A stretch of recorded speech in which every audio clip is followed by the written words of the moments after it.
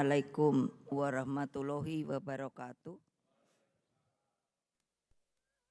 Salam sejahtera untuk kita semua. Om Swastiastu, Namo Buddhaya, salam kebajikan rahayu. Salam Pancasila. Salam Pancasila. Merdeka. Merdeka. Merdeka. Merdeka. Merdeka. Yang saya hormati Ketua Umum Partai Persatuan Pembangunan atau P3 Bapak Haji Muhammad Mardiono, Ketua Umum Partai Hati Nurani Rakyat atau Hanura Bapak Osman Sabtaodang, Ketua Umum Partai Persatuan Indonesia atau Perindo Bapak Haritanu Sudibyo, Mas Prananda dan Mbak Puan Maharani, Bapak Arsyad Rashid, Ketua Tim Pemenangan Nasional Ganjar Pranowo atau TNPGP, beserta Pak Sandiaga Uno. Jadi pasti banyak nanya, kenapa Pak Sandiaga Uno ada di sini? Jangan lupa loh, beliau itu adalah P3. Bapak Andika Perkasa, Bapak Edi Pramono, dan Bapak Tuan Guru Bajang. Perwakilan relawan dan tentunya rekan-rekan pers yang pada hari ini saya lihat kok, kenapa ya saya bilang sama Monang, kenapa kok banyak amat ya persnya? Karena bolak-balik sudah nanya, kapan diumumkan? Kapan diumumkan? Saya ngomongnya sabar, sabar. Dan seluruh rakyat Indonesia dimanapun kalian berada yang saya cintai, puji syukur kehadirat Allah Subhanahu wa Ta'ala sehingga kita bisa berkumpul di tempat yang sangat bersejarah ini. Untuk menjadi, jangan lupa sejarah, tempat ini menjadi saksi ketika kekuasaan otoriter Orde Baru mencoba meluluh lantakkan kantor Partai Demokrasi Indonesia belum pakai perjuangan pada 27 Juli 1996. Rakyat Indonesia mengenang peristiwa itu sebagai sebuah tonggak penting demokratisasi di Indonesia. Melalui peristiwa itulah kekuatan arus bawah bersatu guna mengoreksi total praktek korupsi, kolusi, dan nepotisme atau yang pada waktu itu dikenal dengan KKN. Hadirin sekalian, saudara-saudaraku tercinta, anak-anakku, Partai Demokrasi Indonesia Perjuangan dan semuanya. Dalam seluruh perenungan saya, sosok pemimpin Indonesia tidak boleh membutakan diri terhadap sejarah, tidak boleh juga melupakan semangat reformasi. Karena ketika ada reformasi itu, kalau diingat itu bukan jalan-jalan lenggang kangkung, tapi itu pun dengan yang namanya sebuah peristiwa yang penuh dengan cucuran air mata, darah, lalu semangat juang yang luar biasa. Dari sejarah kita belajar bahwa pemimpin harus lahir dari gemblengan lahir batin. Pemimpin seperti ini ditempa keteguhannya, memiliki kesetiaan pada prinsip, kokoh pada jalan Pancasila, merakyat, visioner, dan memiliki kemampuan profesional. Setidaknya telah berprestasi dalam jabatan strategis di tingkat nasional dan memiliki pengalaman konkret di pemerintahan. Ditinjau dari karakternya, pemimpin ini selalu bergelora jiwa kemanusiaannya. Hatinya mudah tersentuh oleh penderitaan rakyat. Semangat pemimpin seperti ini yang akan selalu berkobar-kobar justru ketika menghadapi tantangan. Sosok pemimpin ini digerakkan oleh nilai-nilai moral, etika, dan selalu satu antara kata dan perbuatan. Dengan berbagai harapan tersebut, cukup lama saya menganalisa dan berdialektika dalam alam pikir tentang apa toh yang sedang dihadapi oleh Indonesia tercinta kita, problematik yang dihadapi bangsa kita. Oleh sebab itu, terhadap tugas konstitusi agar fakir miskin dan anak terlantar dipelihara oleh negara, misalnya, belum sepenuhnya dapat kita lakukan di dalam masalah kesehatan tentang pencegahan penyakit menular seperti TBC, demam berdarah, diare, dan juga yang sekarang sangat memperhatikan adalah untuk upaya pencegahan stunting masih menjadi pekerjaan rumah kita. Kita juga memiliki pekerjaan rumah di dalam memanfaatkan bonus demografi di mana waktu yang tersedia hanya 13 tahun ke depan. Kita harus mulai memikirkan bagaimana untuk membuka jalan bagi anak-anak muda yang dari berumur 16 dan sampai yang mereka pun sudah sepuh umur 60 tahun masih dapat sebuah penghidupan yang layak. Pada saat bersamaan saya mencermati seriusnya persoalan akibat liberalisasi politik dan perekonomian kita yang akhirnya berdampak pada meningkatnya kasus korupsi. Berbagai persoalan tersebut saya pikirkan dengan seksama sebagai latar belakang. Saya orang yang sudah punya pengalaman hidup dan politik yang cukup panjang. Jadi saya tidak begitu mudah untuk bisa mengambil siapakah yang akan saya jadikan di kemudian hari sebagai pemimpin dari bangsa dan negara ini. Saya menerima masukan dari seluruh ketua umum partai yang hadir di sini, juga mendengarkan masukan para tokoh. Kesemuanya saya kontemplasikan siapa sosok yang tepat mendampingi Pak Ganjar Pranowo. Nah, hari ini, hari Rabu tanggal 18 Oktober 2023, saya dengan mantap kini saya telah mengambil keputusan. Kesemuanya saya tujukan sebesar-besarnya bagi kepentingan rakyat, bangsa, dan negara.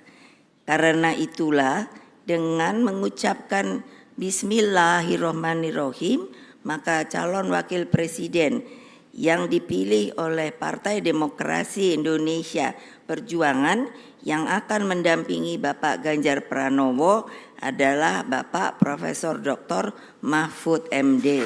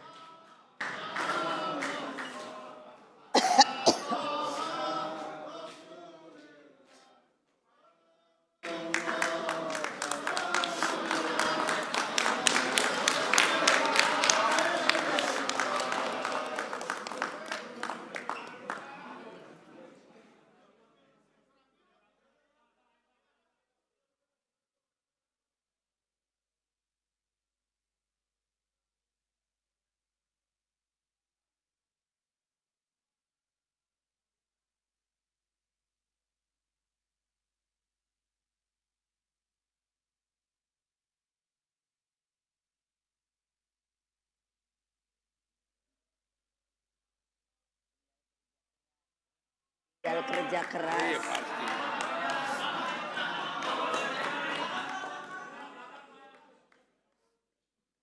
Boleh saya teruskan? Beliau sosok yang saya sendiri tidak asing karena beliau pernah menjadi ketua anggota Dewan Pembina di Badan Pembinaan Ideologi Pancasila. Jadi saya sangat bisa mengerti dari cara berpikir, jalan pikirannya, dan ketika beliau dipilih untuk menjadi Menko Polhukam, saya guyan sama beliau. Walah, saya ini dari presiden turun menjadi ketua Dewan Pembina Ideologi Pancasila. Tapi saya bilang pada beliau, enggak apa-apa karena itu ideologi Pancasila. Tapi Bapak langsung meroket menjadi anggota kabinet. Jadi tolong ingat Bapak, seorang sosok intelektual yang mumpuni, karena saya perhatikan pengetahuan beliau di masalah hukum cocok, sangat penuh dengan pengalaman dan pengetahuan. Sosok dengan pengalaman lengkap di lembaga legislatif, eksekutif, dan yudikatif. Lalu Prof. Mahmud juga dikenal rakyat sebagai pendekar hukum dan pembela wong cilik. Saya bilang sama beliau, ya ini hukum ini jangan terus semuanya pada bungkem ya. Saya bilang sama beliau, ya untuk apa ada aturan hukum kalau semuanya pada diam. Ayo Pak, kita ngomong Pak. Dulu saya rasanya merasa sepi sendiri karena kalau saya ngomong, nah terus wartawan langsung bully. Nah sekarang ada Pak Mahfud nih, belain saya dah. Dan tentunya apa yang telah dikatakan, kita akan bersama menjadi partai berempat yang akan mengusung Pak Ganjar Pranowo dan Pak Mahfud untuk insya Allah dengan pertolongan dari Allah Subhanahu wa Ta'ala dan rakyat Indonesia, kemungkinan maka kedua beliau dapat dijadikan presiden dan wakil presiden.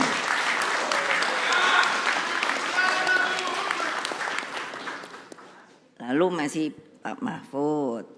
Jadi tampil apa adanya, jujur, bernyali, dan komitmen ideologisnya tidak perlu diragukan lagi.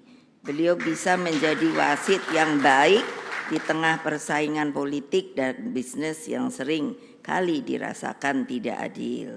Beliau sosok yang kami tugaskan untuk melakukan reformasi sistem hukum nasional agar tampil wajah keadilan sejati. Sudah lama rakyat menunggu keadilan ini, karena itulah kepada seluruh rakyat Indonesia kami semua mohon doa restunya. Mudah-mudahan seperti tadi yang saya katakan, bahwa rakyat dapat ikut menjadikan kedua beliau ini untuk menjadi pemimpin negara dan bangsa di waktu yang akan datang. Tapi saya tanya sama Pak Mahfud, karena kok biasanya kan kalau orang itu kerja atau apa suka apa ya, gerenengan itu apa ya, jadi suka nyanyi-nyanyi kecil gitu. Jadi saya tanya sama beliau, Bapak bisa nyanyi apa? Enggak. Dengan malu-malu beliau berkata, kayaknya kurang bisa Bu. Pasangan Pak Ganjar Pranowo, Pak Mahfud ini akan menyuburkan demokrasi negeri. Mereka akan bertindak sebagai sahabat rakyat sejati, insya Allah. Mereka lahir, tumbuh, dan menjadi mumpuni karena doa penuh kasih dari ibu-ibu sejak berada dalam kandungan. Saya selalu kalau pidato sekarang saya janji sama ini, ayo Mbak Tika, untuk urusan perempuan. Karena perempuan itu harus sama laki-laki. Kodratnya beda, tetapi di dalam semua haknya harus sama. Kasih Ibu Pertiwi selalu mengharapkan yang terbaik bagi seluruh anak negeri. Kasih Ibu tidak pernah berkesudahan. Hanya memberi, tidak pernah harap kembali. Jadi selalu bagai matahari. Nah, ini yang menyinari dunia.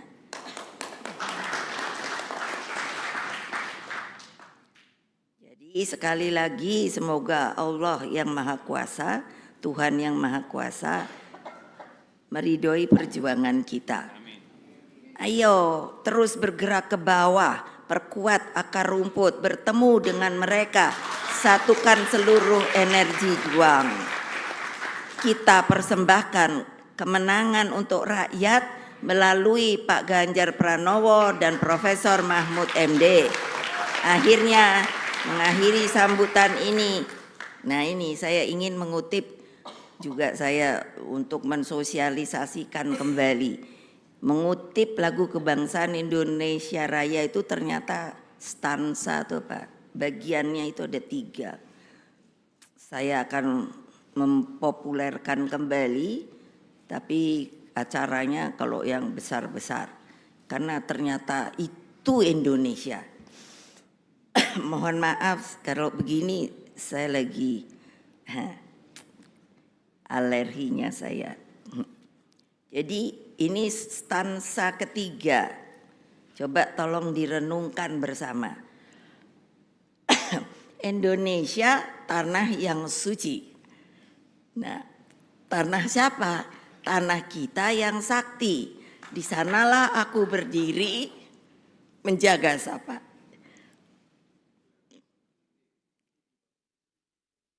Menjaga ibu sejati. Indonesia tanah berseri. Ayo siapa mau ikut? Enggak hafal kan? Ibu juga belum hafal kok, sedang terus menghafalkan. Tanah yang aku sayangi, marilah kita berjanji Indonesia abadi. Jadi agar Indonesia suci dan abadi, pilihlah sosok pemimpin yang baik, pemimpin yang jujur dan pemimpin yang mampu bertanggung jawab bagi lebih dari 270 juta rakyat Indonesia.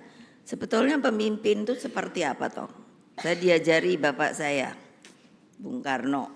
Dari mulai SD saya mulai dimasukkan pikiran-pikiran politik. Jadi katanya beliau begini, pemimpin yang sebenarnya itu adalah ketika masa krisis atau kritis dapat mengambil tanggung jawab itu untuk menyelamatkan negara kita. Demikianlah, terima kasih. Wassalamualaikum warahmatullahi wabarakatuh. Merdeka! Merdeka! Merdeka!